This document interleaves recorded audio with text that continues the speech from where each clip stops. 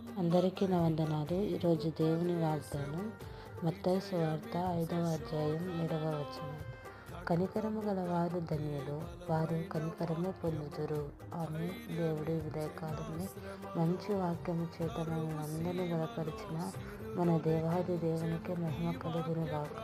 ఆమె గగనము చీల్చి మోపైన దీవెన వర్షము కురిపిల్చితివి. ఘనమైన నీ కార్యములు వివరింపనాతరమా, వర్ణింపనాతరమా. ప్రేమే శాశ్వతమైన పరిశుద్ధమైన పొదరిల్లు, మనసే మందిరమాయే, నా మదిలో దీపము నీవే.